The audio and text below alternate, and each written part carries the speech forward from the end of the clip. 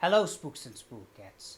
What you are about to see is an interview I did recently with my good friend Ben Johnson, director of Curse of the Weredeer. You will notice that this interview is a little different than what I normally do for my Interviewed by a Vampire segment. We actually recorded this from a live bad movie stream that we did on Twitch. Ben came in and gave us an update on the status of Curse of the Weredeer, and then we jumped right into watching Postacalypse. Now, in the coming weeks, I will be presenting a review which will include excerpts from that stream, but for now, I wanted to air the interview. I hope I am able to upload the entire interview. However, YouTube can be a bit finicky sometimes, so at the very least, I will upload part 1 tonight and part 2 next week. I hope you enjoy watching this interview as much as I did conducting it. Here is Ben Johnson. From ghoulies and ghosties. And long-leggedy beasties. And long-legged beasties. And things that go bump in the night. Good Lord! Deliver us. Deliver us.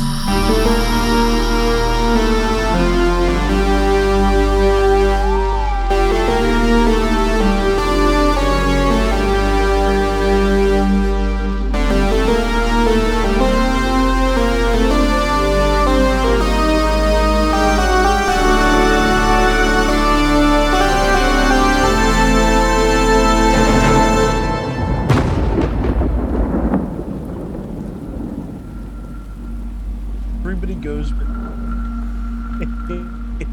everybody I know goes with the Bill what's his nuts, but Penn goes at the beginning of Penn and Teller get killed. They're doing a magic trick where they're making everything float right before the big reveal, and he keeps yelling out at the crowd, "Are we live?" And they're like, "Yeah."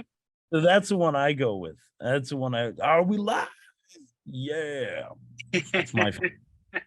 Well, it's probably a much more enthusiastic and fun way instead of doing the Bill O'Reilly way, because that's what I was going for. Because that, for some reason, even though I am much older than a millennial, it's how you say it. It lives rent free in my mind for all the wrong reasons. Oh, same. I mean, same. Yeah. Bill O'Reilly was one of those guys that you grow up with, and at the same time you don't mean to, but he like permeates sort of the culture. And for me, that clip is quintessential because I'm also an old Stern fan, so they played that on Stern nonstop.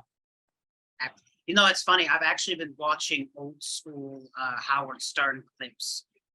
Because I don't know if you know, in internet culture, do you remember Stuttering John on the Howard Stern show? So basically, there is an entire subculture on the internet devoted to him, mostly making fun of him because I don't know if you know much about Stuttering John post Howard Stern, but Mr. Stuttering John has a very overinflated self-worth, and it's fascinating to watch other people troll him. So, dude, and not only is it that, but he started getting like not necessarily overly conspiratorial, but he started dipping his toe into that well for a minute. Yes. And he's bananas. He's bananas. But see, I'm crusty and I'm old, so I remember when Stuttering John had a band, and he kept trying to get Stern to bring his band on, and he would never, you know what I mean? He wouldn't do it. No, I do. I went back and I watched some of that. I actually listened to his live band performance on the Conan O'Brien show way back in the 90s. And it's a very interesting juxtaposition to see what he looked like in 1994 versus what he looks like now. It's kind of scary. It's terrifying is what it is. It really, really is. Because and this whole thing could just go off the rails right away because like Stern and old Stern is some of like my biggest love. I quit listening though at a certain point. I want to say it was around like maybe 2013, 2014. I stopped listening on the regular, and it became one of those things where, like, as much as I love Howard, at the same time, you know, it he's a tremendous interviewer. I think his vocalization, his interview skills are tremendous, but at the same time, they've gotten a little kind of bland, a little tame. And Right. I think he's trying to change his legacy the older that he gets. Like, I love the man that put mayonnaise on people's bottoms and then threw ham at it. I miss that, you know. That's what I miss. Yeah. What he was known for, as controversial as it was, excuse me 1 second. Please. Can you still hear me? Yes, Count. I can hear Okay, you all day. perfect. Now, great, because I changed the earbuds, so I can hear you, and we're all copacetic now. But anyway, Very nice. It's interesting because it seems to me like what he is known for, as controversial as it was so cutting edge and really ahead of its time. And it's kind of sad to see that this in later years he isn't as appreciative of that, and he's basically trying to completely erase it from history. And it's sad. It's just a sad sight to see. So it's more interesting to me, sort of the nature of how that is transitioning, because he used to be like him and Frank Zappa actually share like a mindset, and Frank was a huge fan of his. He was a huge fan of Frank. Frank went on the show a couple of times, but the thing there is both of them get flack for being sort of misogynist. Oh, we're, you know, whatever, you're against women, you're terrible people, it's all about, you know, physicality and whatever.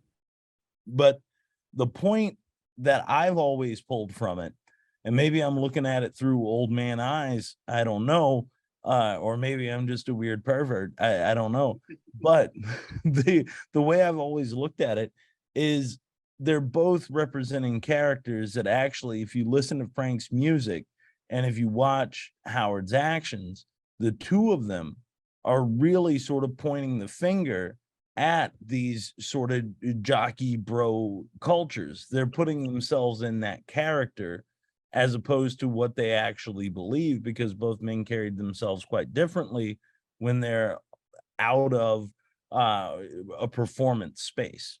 Well, it's the same thing that Lloyd and folks of the Troma, they'll get accused of all the time. They get thrown accusations of misogyny and general perversion. And general perversion get thrown at them all the time. The Yeah. general perversion stuff may stick a little bit more, but if you actually read or listen to what Lloyd actually thinks and believes, it's completely the opposite of how he portrays himself in a lot of his films. Yeah, how else do you get people to think about something? And they reference it in Terra Firma even. It's like the more offensive this is, the more eyes get put on it, and the more people actually think about what's happening. You know, it's not condoning any of that behavior. You know what I mean? I mean, you know, and I don't know Twitch rules. This is my first time here, so I'm going to dance lightly around a couple of things. It's the only reason I haven't sworn yet. No, it actually, so I'll be honest with you, I don't know what the rules here are, because we have shown a few films that I would imagine would, I mean, copyright aside, but we've shown films that would have gotten us pulled from YouTube or Facebook, and we just keep chugging right along. So have at it. Great. So the big thing there is like in Terra Firma, there was an NPR piece, and this is literally to the old school Troma way of doing things, ripped from the day's headlines. There was an NPR piece on life affirming assault, the big R. And Troma takes that piece and they're like, life affirming, please, this is insanity. So what do? They take it, they flip it, they show it on screen. She gets her power back, she kills the killer, or beats the crap out of him before he blows himself up and everything else. It's really interesting what they bring to light, what they bring out of sort of the darkness, and what they choose to point the finger at. And I love it. I love Troma. It's crazy to think that such an article existed in NPR, because I feel like nowadays it would be like almost the extreme opposites. Oh, dude, the 90s versus today. Like, I want to say what Terra Firma, if Citizen Toxie was being shot in 99, Terra Firma was probably being shot between 97, 98, somewhere in there, because they were in big promotion on Terra Firma when I showed up in 2000. So like we were taking it to theaters at that point. And then it's had to have been shot 97, 98, somewhere in there. Fun fact, when I was at Troma in 2000, they had just gotten their deal with Blockbuster. But the catch was that in order to get Terra Firma in there, they had to reshoot some scenes. So me and Doug Sackman actually share our earliest Troma credit is technically Terra Firma, but the bits that we shot for it were actually way later. It was like 2 years after they had wrapped. So Really? Wow. Okay. Yeah. We helped out on the R-rated scenes for it. Dougie was the head of production at that time, and he had just wrapped up Citizen Toxie. He just finished that, and they were in heavy. They were super in post on that. I think when I showed up, the very first cut of Citizen Toxie I saw was handed to me on a VHS, and they were like, watch through this. We're going to be, figuring out what's going on with it. And at that point, there were no sound effects in. It was very much a rough cut from what you saw as the finished product. It's one of the coolest things I still own. I have it tucked away somewhere, but I think it was like day 2 or 3 they handed me that, and it's bananas. It's like a work print of Citizen Toxie, but on VHS. Yeah, it's great. That's fascinating. No, I bet that's definitely something very precious to hold on to. I mean, you would never want to pawn that during, even in desperate times.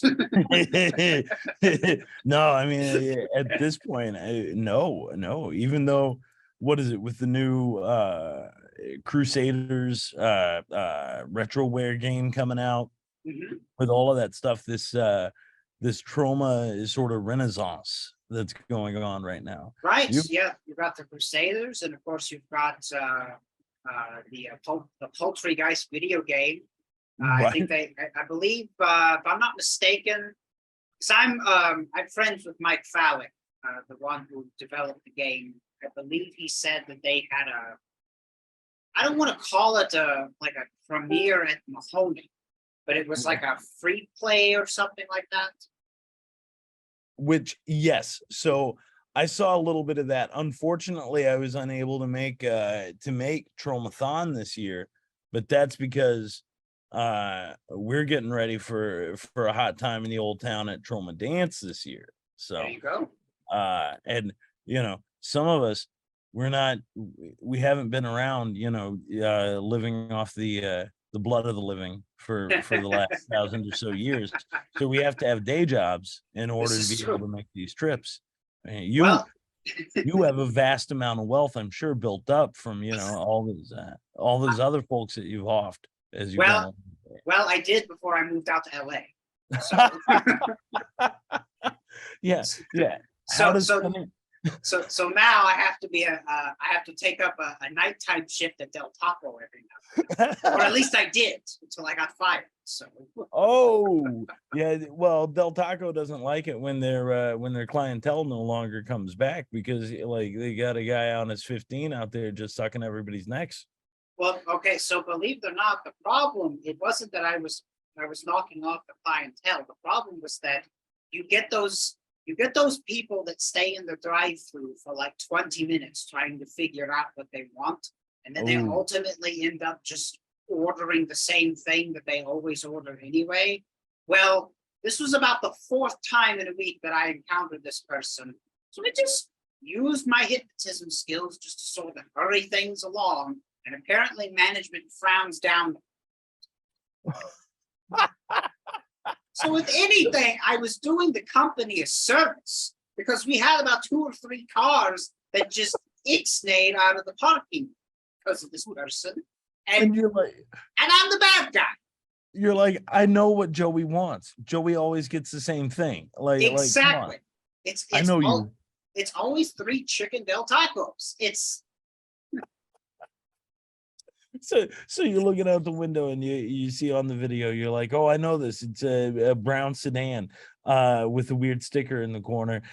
I got you. Let me guess. I don't know what I want today. You want 3 chicken tacos, bro. That's all you ever want. I'm gonna ring you up for that. You drive on around, and they didn't like that. Well, they try. Okay, so I tried to be, like you said, I tried to do that. I'm like, okay, nice to see you again. 3rd time this week you've been here.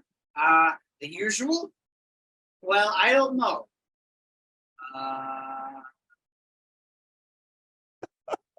And it was like interviewing Stuttering John. I was trapped. Oh my God. Something had to be done. Please, yes. No, I fully agree. There are places that I frequent that I wish people behind the counter would just be like, I know you're Johnny 2 Sandwich. Yeah, I am Johnny 2 Sandwich. Give me 2 sandwiches. I'd be a happy camper. Right. Like, if you want to deviate from the usual, that's okay. But go in with kind of having at least an idea that you know what you're going to deviate from. Dude, so that's a beautiful point too, because here's the thing, right? That person saw that menu 3 times earlier that week. Exactly. Right? They have read it, they have studied it, because they have spent 20 minutes in front of it each time they've been there just to get the same thing. Right. This time around, they should be like, I want the nacho fries, the taco salad. That's what I'm getting today. And with confidence, they should say, Count, this is what I want. Right. And I feel like at this point, if you're eating Del Taco this much in a week, you probably know the menu better than anybody else. You're like a Del Taco scholar at this point. And at that point, it's like, give me a dissertation on why or why not I should get the carne asada fries. Exactly. See, they should be coming to you with questions. Not only should they be coming to you with questions, but they should also, like, I know what works for me. You sell me on this. You know what, Johnny? I know you always get 3 chicken tacos. Tonight, you're gonna do carne asada. You know why? Because it's fresh. It's the juiciest we've ever made. You want to try something new. Here we go. Again, I think these are things that a manager like that's, to me, that's the problem with like sort of low level kind of middle managery type folks, right? They've stopped thinking outside of the box. They've gotten comfortable, right? What they want is a button pusher. They want a button pusher. They want to see their numbers go up, but at the same time, like, they're complacent.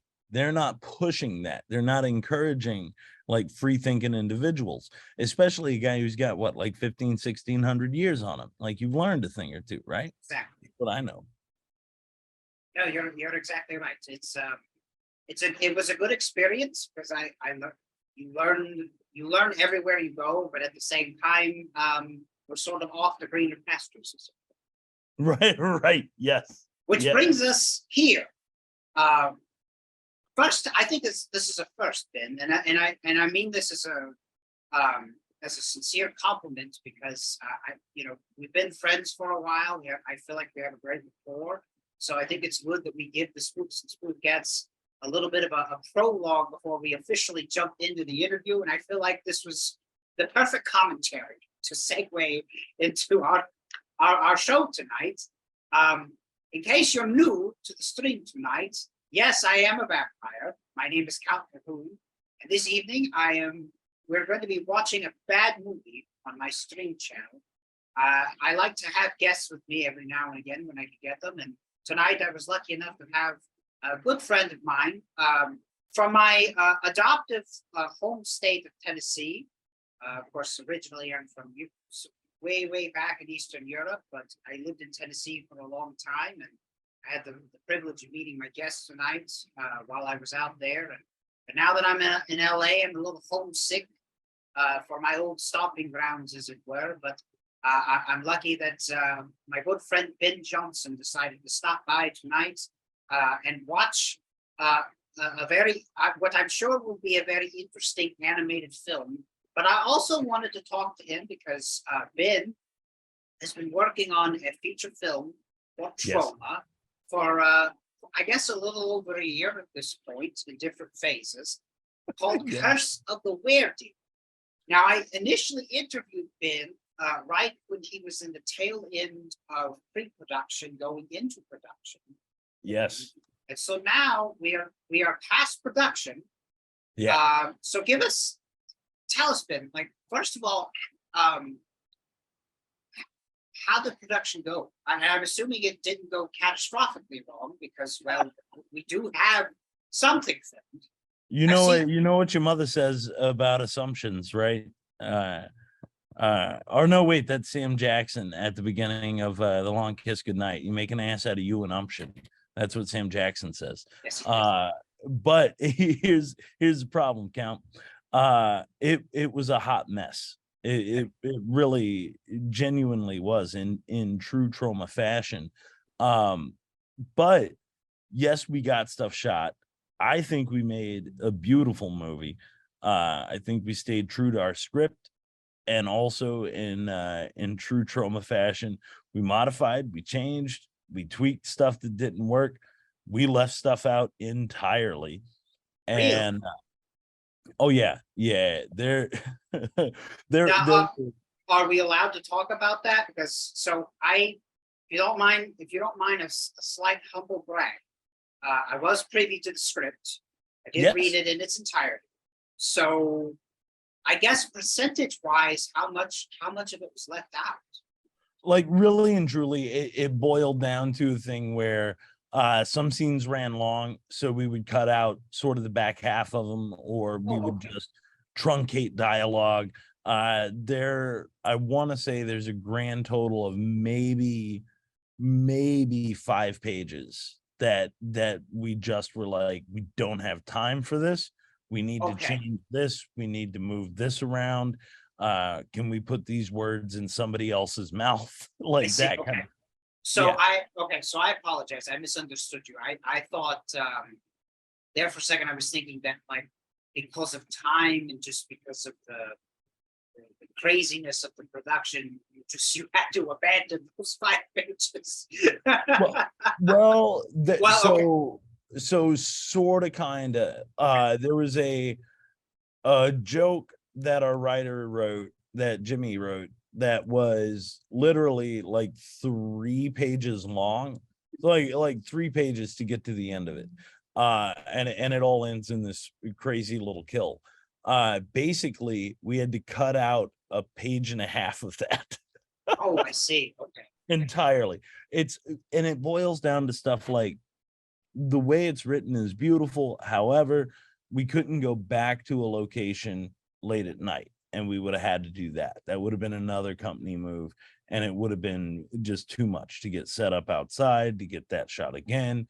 When we were originally at that location, we went over our day, so there was no way we were getting it that night, and we couldn't go back there again. So it was like, well, that's gone. We'll figure it out. It'll still be funny if we do X, Y, and Z. It came down to a lot of that, just trims as you go along. And then you also find out that sometimes your actors will give you a little bit more business. There was a big fight near the end of it that was supposed to take place outside, when everybody is showing up at the sheriff's house. we had to nix that entirely. And that was weather related. That was literally, it was like pouring rain about 85% of the time. It hailed in the middle of our shoot in April. It then snowed one day and then just kept raining. I actually remember. Yeah. I remember there was some weird weather going on in Tennessee. It was bananas. So weather was the bane of our existence. Also, a town that was as excited as some people were, other people were equally irritated. And then there was a whole other faction that was just equally complacent and uncaring.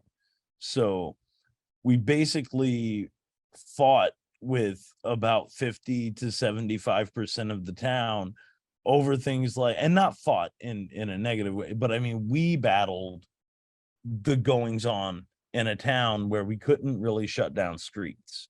We couldn't shut down our streets. We couldn't afford to be doing those things. So we had to work inside of our means there. So you would have people literally like parked in the parking lot because it's Saturday night and they just want to sit in their big truck, hang out and listen to their music in the middle of the town like they've done for the last 57,000 Saturday nights. And we would have to go up to them and be like, hey, do you mind? We're shooting something out here. Well, I don't care. I'm not bothering you. Well, but the music, our sound. Well, why are you bothering me? I'm just asking you to could maybe down that end of the street. But all of this we caught on film because, again, in true Troma fashion, we shot a feature length BTS to coincide with our movie, tentatively titled "Deer and Loathing in South Tromaville." Oh, I love that. You have to keep it. Yeah. Yeah. But production was great. Production really, it was great. We came together, we got something good shot there, and as many challenges as there were that many successes. You know what I'm saying? Like the fact that anything gets made by anybody is a feat. It really is. Well, I was going to say, I mean, at the very end, you guys stuck to your guns and you finished the movie. We finished. And another fun fact, Count, we didn't finish until the beginning of July this year. Yeah. Oh, of this year. So what we ended up doing, we thought we were done, right? We thought we were done. We get into the edit, and then like I had to do pickups in June of last year in New York is when we shot Lloyd stuff. No spoilers, but Lloyd he plays the governor. Right. He plays the governor. And reading the script, I kind of figured that that's who he was going to be.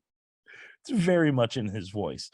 And then from there, so we shot his stuff in New York, and then we had pickups that we had to do in October because as a Tennessee, as a guy who's lived there for a minute, you understand October looks very similar to April. They do. It's a little cool, but a little cooler, and that's about it. But like spring hasn't necessarily really sprung in April, and especially last April when we shot, because it was what do you call it, unseasonably cool for the area. It was last year was weird with weather. So we shot in October, and then we get deep into the edit, and there's a point where one of our key figures takes a gunshot, and we had no effect, we had no reaction, we had nothing for that. And whenever we would watch a cut with people, they would be like, well, what just happened? And we were like, oh no. So what is it, about 2 weeks ago now, two to 3 weeks ago, we went to the Blade Braxton Memorial Cup It's a wrestling tournament. This was the first ever one in Kansas because one of our stars, Eric Woodard, was wrestling that weekend.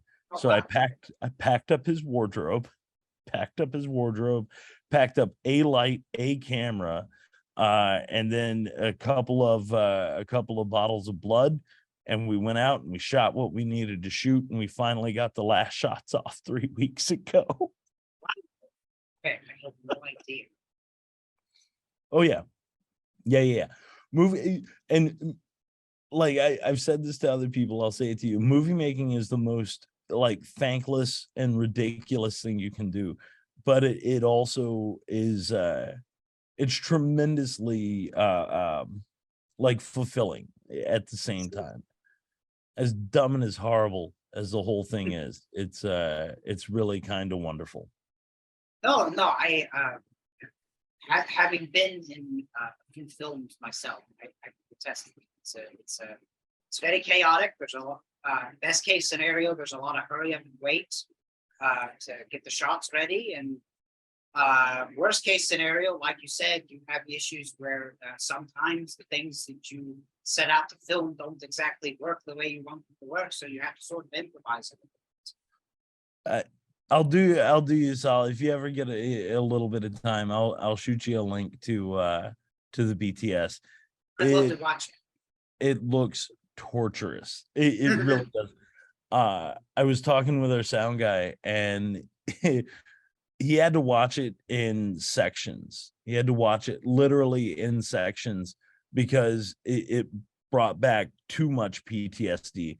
Wow. And then I was in the boat of like, this is catharsis for me. Like this, watching this, it's like reliving a thing, and it's good. You come to terms with what it was. Like, I thought it was a very good process. Well, it's like watching your wedding video, and something bad went wrong in the reception.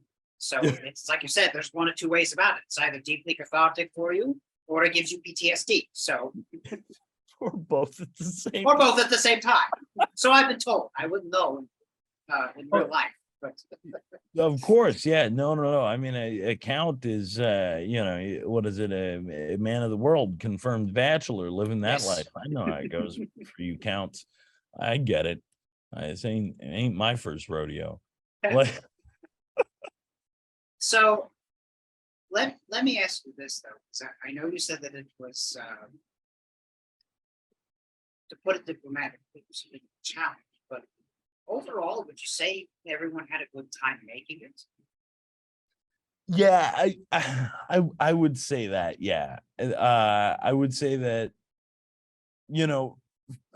How do you put it? It's like when you look back on it, you look back on it fondly. There are days that, again, it feels like nobody is having a good time because it's any work environment, and that's the other thing that I don't think people really stress enough, is that it is work, and not only from a point of like actual real physical labor from grips and gaffers, but there's a technical, if your camera goes down, you have to have somebody who knows how to fix it. Your camera team has to know what they're looking at, what they're doing, so you have to be kind of technically trained. You have to have meals, and they have to be on time. Ours were rarely on time. But that's neither here nor there. It's that upset people more than I think just about anything. However, I will say this: everybody said that we had the best food on our set that they've ever had on a set. And part of that is because A, I knew it was going to be late, and B, most everybody was working for free. So Lloyd's gone on record. You have to feed people, otherwise you will have people walking away. So I wanted to make sure if I couldn't pay them, that the food was going to be good, and we made sure the food was good. So you don't mind me asking, where did you get the food from? Man, all over, dude. Like, that's the thing. Like, all over. We shot in Sumner County, so we would hit up a couple of Chinese places locally. We would hit up barbecue spots. Turns out, friend of mine from high school has started smoking meat and started doing his own like barbecue sauces and rubs and everything. So he brought us up free pork sandwiches, pulled pork sandwiches by the end of the shoot, because one of our actors was vegan. He started making his first vegan barbecue, started doing jackfruit, and we not only because of that experience, this is the beauty of small town and like true community, right? He does us a solid, he brings food. He was bummed out because one of the actors was kind of left out, so he went out and he did something else. The next shoot I brought him back for, I actually paid him to do our cooking, and he was like, man, I got some new vegan stuff too. I've been trying it ever since Weredeer. I've been working with stuff. I got a whole new jackfruit thing, and yeah, I'm gonna make a plate up for some vegan stuff too. So he brings out his sauces, he's got his vegan stuff. We expanded his ability to deliver as well at the same time. So it, on the whole, the entire experience was tremendous, but in the moment sometimes you're like, why am I doing this to myself? Why am I doing this to my friends? Does this really matter? Is this not just an exercise in both futility and what's the word I'm looking for, like ego? Is it not both of those things combined? Maybe I should just sit up, shut up, and never do this again. But that's not going to happen. So we already have plans for our next feature. There you go. Awesome. Okay, so we just finished production. So I guess what I want to know, like, how's post-production looking, and when can we hopefully expect a world premiere? So beautiful question. I know a lot of this goes straight to like Troma Now and into the Tromaville and the Troma fan bases. So if you find yourself in, I'll answer the last part of it first. Sure. If you find yourself in New York City over Labor Day weekend, Troma Dance will be held that Friday, Saturday, and Sunday. It is the return to New York City for Troma Dance. It's the first time since 2019 that it's been in the city. The last 3 years, it's sort of been combined with Tromathon at the Mahoning, which has just happened and looks like was an absolute party from what I saw online. So, but this year, 9, 1, 2, and 3, Troma Dance at the Beauty Bar in New York City. We will be having our world premiere on 9/2 on Saturday night. So come out, hang out. I'm going to be there. Most of the cast and crew are going to be there. It is guaranteed to be a ball. Now, to go back to the first question, how is post-production? Hot mess. Hot mess. No, and I sort of kid, but there's a reason. I guess it's more for me than anybody else, the reason why I do that. And my wife hates it because I sort of I paint everything negatively and then I speak very highly of it. But I like to diminish before we build up. I like to have a place to go. You've heard of compliment sandwiches. I guess that's more like a compliment burrito. Yeah, right.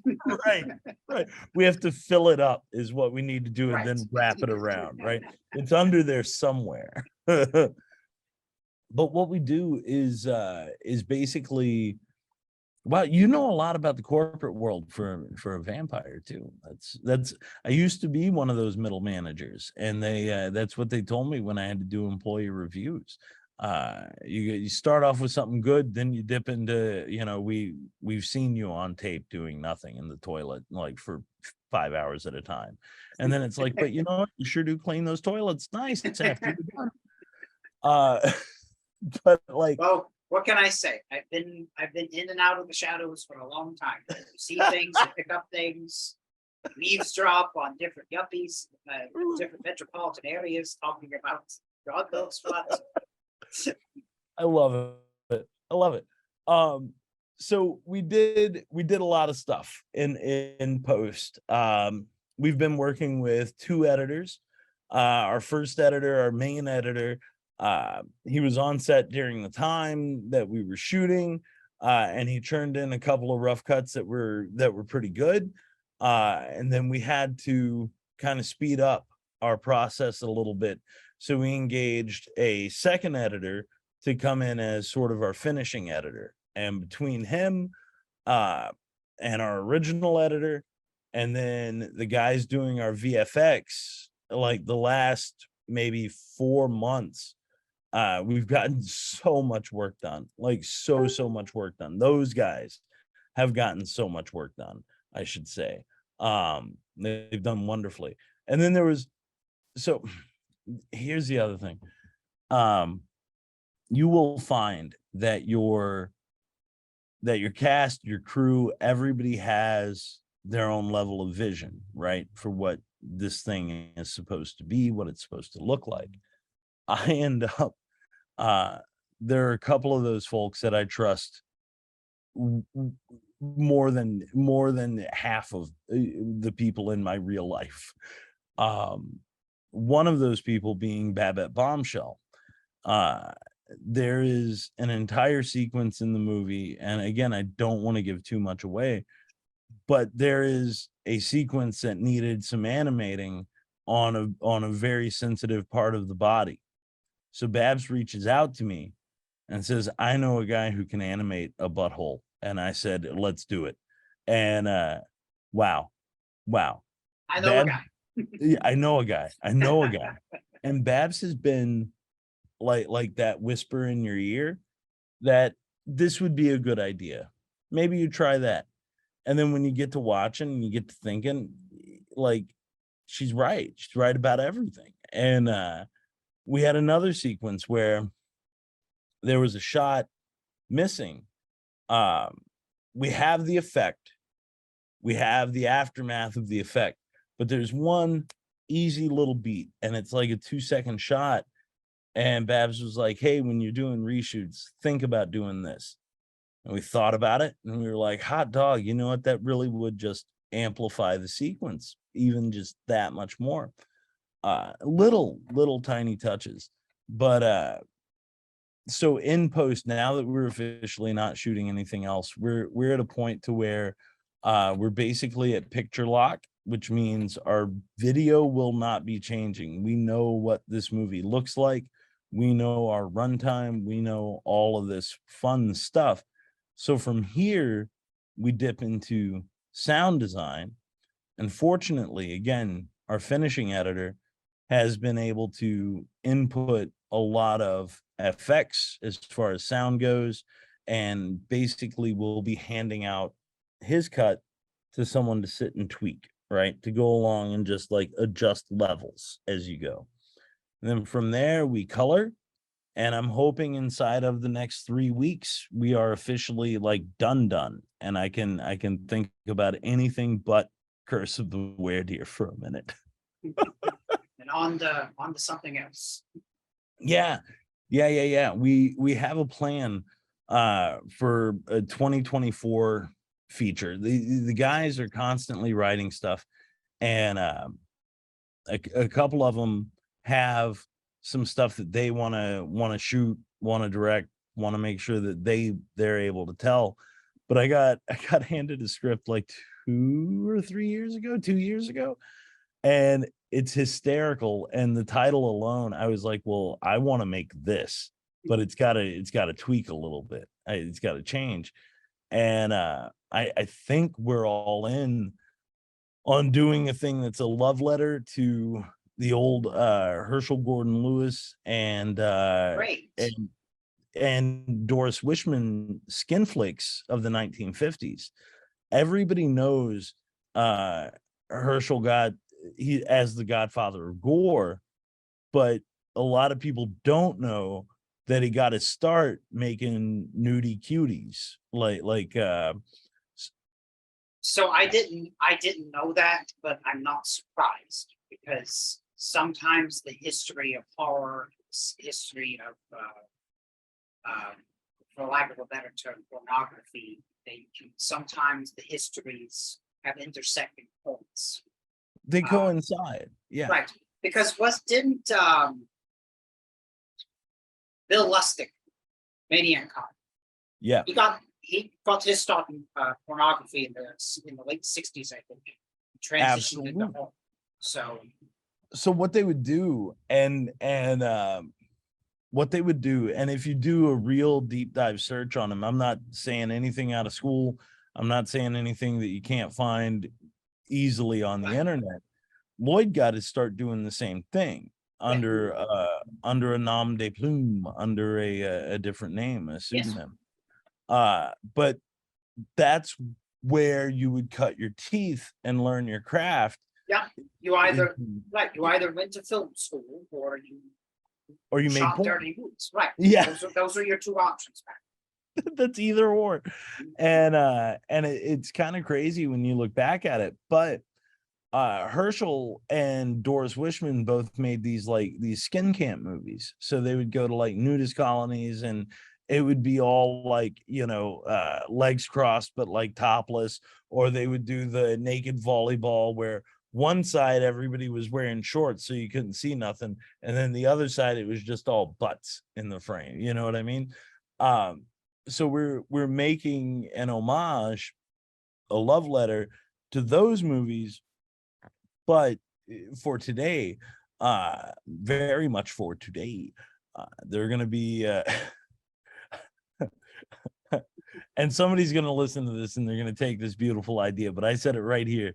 I said it right here with Count Drahoon. I want to include a yoga instructor. And then, do you remember that thing from like the pandemic, right? Where people were out and they were like sunning their sphincters in the sun, and it was leading to cancer. It was leading to more like butt cancer. Right. It threw out. Yeah. So I figure if we're in a nudist colony, we have to have a yoga instructor, and this has to be a thing that we do. And we're gonna have a little mad scientist in a corner. We're gonna have these. Okay, so it's almost like a sleazy version of Dr. Goldfoot's bikini machine. He very much so. Monster of Camp Sunshine, all of those, right? Like we're dipping into that well big time, and nice. I'm very stoked. But we are gonna amp up, gore and sure everything. You have to. Yeah. Make it for today. Now, so will this be exclusively under the Shithouse Productions banner, or is this going to also be a Troma? No idea right now. Like, okay. That's the biggest thing. I'll tell you the truth. What I really would like to do, and if anybody out there in this world has money and wants to give it to us, what I would like to do is one of two things: either pre-sell the title or self-distribute, one or the other, because it's a thing where I feel like it's sort of the next like logical step. You know what I mean? And not that, obviously Lloyd will have his cameo in everything that we do. As long as he's around, he will be there. Right. He'll be there regardless of whose movie it is at the end. Doesn't matter. Yeah, there's always a place for our mentor, our leader. Yeah, but I really don't know what we're gonna do with it yet. So we're writing and getting things sorted together and trying to figure that out for next year. But yeah, well, when you cross that bridge, let me know. Always. We need to look for more excuses to have you on. So, well, and not even that, but you got to come out and hang out. I mean, I'm sure there's going to be some nighttime stuff. It counts, and vampires out in the moons. It makes sense. It works. There you go. Done. I could be your Dr. Goldfoot character. Yes. I love it. Well, Ben, it's great to talk about Weredeer. I'm very excited about the premiere that you're having in Troma Dance. So then after Troma Dance, is it going exclusively onto Troma Now, or are you guys thinking about maybe doing like a DVD release in addition So to that's a very good question. Yeah, no, we are when you watch Troma movies, there are two things you see. You see either a Troma team release or a Troma team production. We fall under the Troma team production category, which actually means they're looking at the potential for helping us with a festival run. And then from a festival run, we might be and it's a heavy might, but hitting places like the draft houses, the Alamo draft Right. houses, where you see things play there. So there will be limited theater screenings. I'm working with Lloyd's assistant right now on some of what that will look like. But yeah, no, we're headed to Blu-ray for sure. Excellent. For sure. And then once that's out, I don't necessarily know the like what do you call that? Like the timeline Sure. as far as when the Blu-ray will come out, when will appear on Troma Now, all of that stuff. But yeah, But this is the vision going forward. this is the vision. Yes, the vision. Well, I've got my fingers crossed for Alamo Draft House. There actually is an Alamo Draft House out here in LA. So, if it can make its way there, I'll go see it. Beautiful, beautiful. Well, I'll send you a link too. But Well, that's there's true. nothing, I'll do both. I can do both. but there's nothing like seeing something on a screen Right. with people. Exactly. That's the biggest thing. The first time I watched hashtag Shakespeare shitstorm was in a not exactly a movie theater, but we had that event that was right around the same time we were filming Curse of the Weredeer. Right. Yeah, we had Absolutely. Yes. It was a radio show for us, and then hashtag Shakespeare shitstorm had its Nashville debut at Third Place Comedy Club. Oh, So and we were all in the middle of just a bunch of nonsense and couldn't get out there. it happens. It happens. You had important work to do. So it was a great. I think it was a great event. I really do. I had a lot of fun. The audience seemed very receptive to the movie and to our show. So I couldn't have asked for a better show. Dude, and that's the biggest part of it, right? That's the biggest part of it is if people are enjoying themselves, if you're really like bringing a level of self to it, if you're sort of laid out there kind of raw, because not everybody does like old school radio plays, and they especially don't do it in public. You know what I mean? And then to be embraced by your audience is a whole other thing. Yes. I can be kind of jerky sometimes in the things that I go out to do. I'll tell you a quick little story. I went to go see Carrot Top one night for the sole purpose of laughing at and not with. At that point in time, he was the 1-800 call ATT up and down. I actually remember those commercials back in the 90s. So I went and I was like, it took my girlfriend at the time, my wife now. I was like, this is gonna be a hoot. We'll get a couple of drinks in us and we'll just go laugh at Carrot Top for a few. One of the best stand-up performances I've ever seen in my life. You're not the first person I've heard that from. Like everybody says that. Like you think on its face that because Carrot Top is primarily a pop comic, that it's going to be hacky. But everybody says that his show is top notch. It's right up there. Yes. But that was the thing too. And I guess it was because I was young enough at the time. That was the thing that sort of opened my eyes to the things that you might consider a little like different, hokey, whatever, can sometimes be those tremendous experiences. And when I hear people doing a dramatic reading of a radio play in public for people, immediately my brain goes into like, well, this is one of two things. And like, let's go figure out which one it is. The fact that your audience embraced you, the fact that they were there with you, and in that moment, to me is a beautiful thing. That's why I can't wait That's why I cannot wait to see the stupid movie that we made with a crowd of people, because I've watched it enough. I've talked about it enough with our producer team that it's like either it will be one of the most validating experiences in my life, or they're gonna run me out of town. It's one or the other. I can't wait. We'll see what happens. Well, I think it'll depend where you Yeah. debut it then. Right. I think exactly. I think if you actually debuted it in the town that you shot it in, you might actually get run out of time. So, Or am I wrong? well, to that end, no, it's not that you're wrong. It's that we're doing one thing before Troma Dance. Our world premiere is officially at Troma Dance. However, we are doing an audience test screening at the Palace Theater in Gallatin, Tennessee, Okay. the week before. Yeah, the week before, on August 25th. And I have no idea how that's gonna go. A lot of the casting crew is coming in. Sure. That's awesome. I've been putting flyers up around town. That's awesome. People seem to like the graphics. They love our poster. It's They a great love- poster. It's they a love- wonderful poster.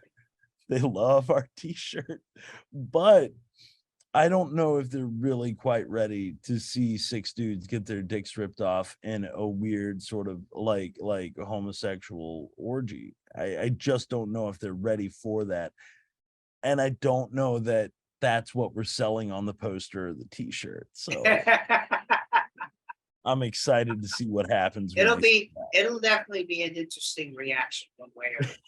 So well, Yeah. that's so great. And at some point I know I will have a chance to see Curse of the Weredeer. I'm excited about it. You know, I really wish this part of me still wishes I was still in Tennessee so that, you know, potentially I, you know, could be there at the Palace Theater, but unfortunately, LA sort of is shackling me at the moment. But What is it? What is it Jerry used to sing? Tennessee, Tennessee, ain't no place I'd rather be, right? This is true. I do miss my own home. I really Yeah. do. I like the idea.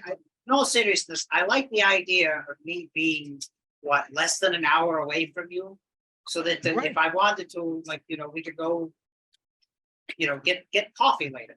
I don't actually drink coffee, but I like to smell it. So Right. it has a nice aroma to it. Because you don't need food or liquid to sustain self, just blood. That's it. Right, but still, I mean, you know, I can An see why. ambiance. I like ambiance and I like good smells. So those are two of my favorite things. Simple pleasures. If you ever come back to town, brother, hit me up, Oh, I will absolutely. please.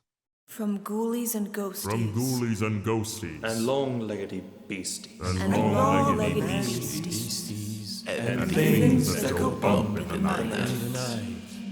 Good Lord! Deliver us!